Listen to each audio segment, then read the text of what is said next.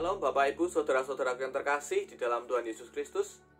Kembali pada hari ini bersama-sama kita mau belajar firman Tuhan yang terambil di dalam kitab Kisah Para Rasul pasal yang ke-9 ayat yang ke-32 sampai dengan yang ke-43.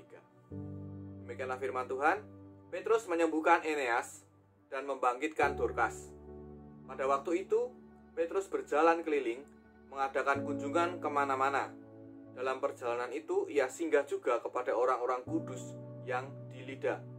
Ya, saya percaya kita semua sebagai anak-anak Tuhan, dari ayat ini kita bisa melihat bahwa Petrus pun dia berjalan.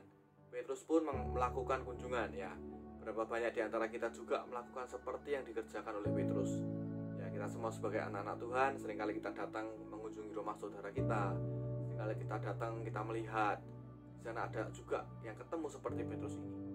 Ya, dan saudara mesti tahu bahwa ketika engkau berkunjung, ketika engkau berjalan, ketika engkau menemukan ada orang-orang yang membutuhkan uluran tangan saudara, berarti ada sesuatu yang seharusnya kita kerjakan.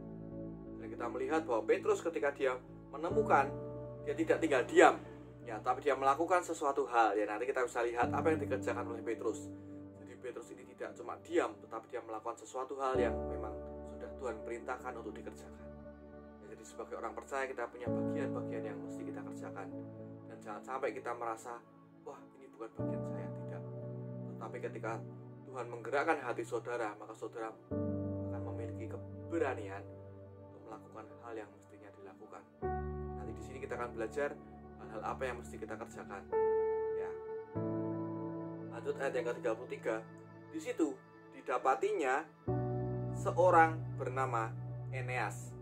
Ya, jadi ada ketemu seorang yang bernama Eneas. Apa yang terjadi dengan kehidupannya Eneas yang telah 18 tahun terbaring di tempat tidur karena lumpuh. Ya, jadi di sini ada suatu kasus Eneas 18 tahun sudah lumpuh. Ya, saudara bayangkan bagaimana orang ini harus menderita 18 tahun.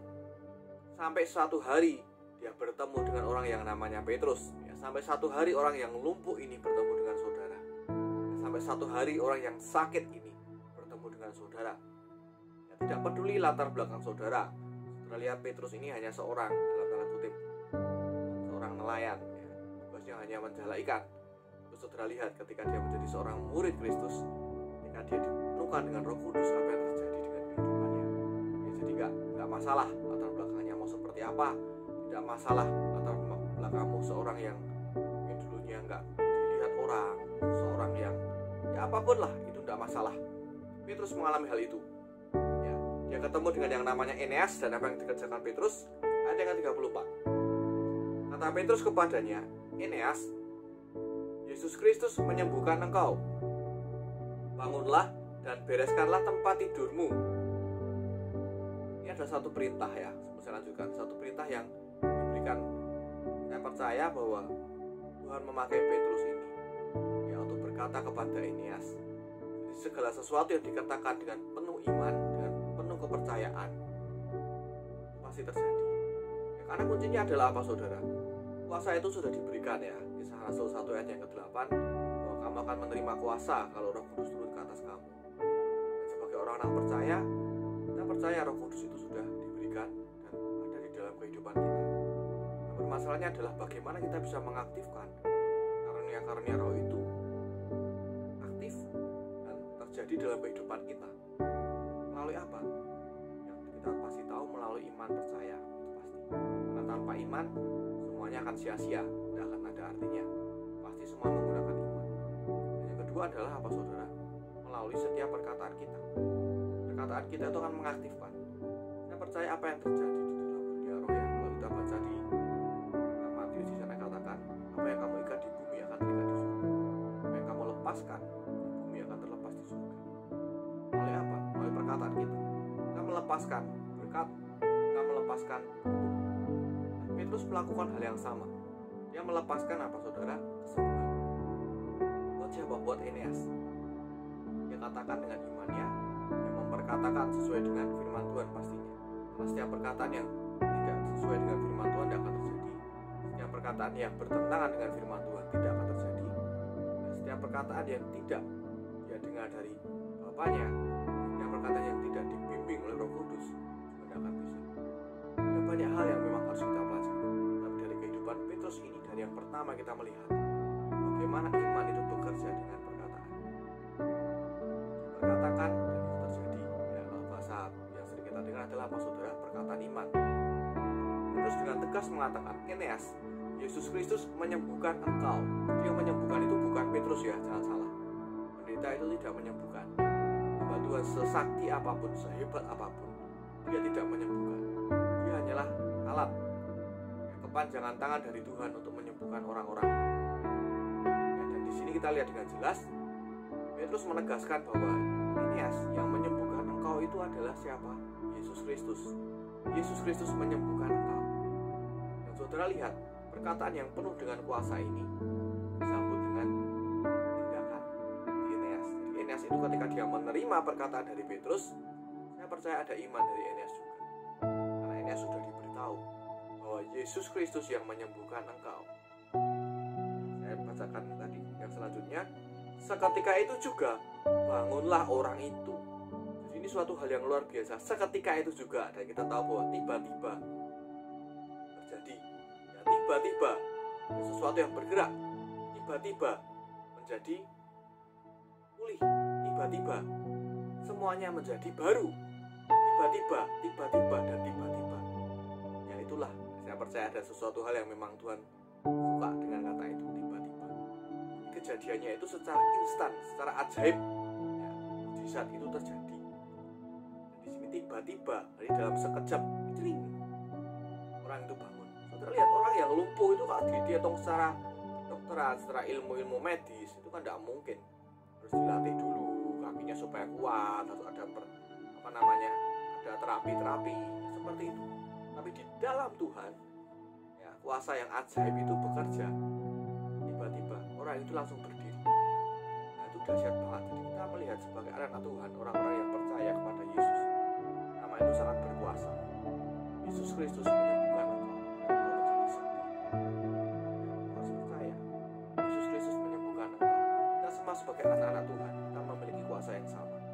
Kita mesti belajar bagaimana kita bisa menggunakannya, bagaimana kita bisa memperkatakannya dengan iman percaya kita. Ya, kita mesti tahu bahwa yang menyembuhkan itu bukan kita hanya sebagai kepanjangan tangan untuk mengerjakan apa yang Tuhan mau. Ya, saya cepat aja karena waktu juga. Nah, kemudian semua penduduk Lida dan Saron melihat dia, lalu mereka berbalik kepada Tuhan. Setiap perkara yang mujizat terjadi supaya apa? Supaya mereka berbalik kepada Tuhan. Ya, jadi mujizat itu bukan untuk gagah-gagahan. Ya.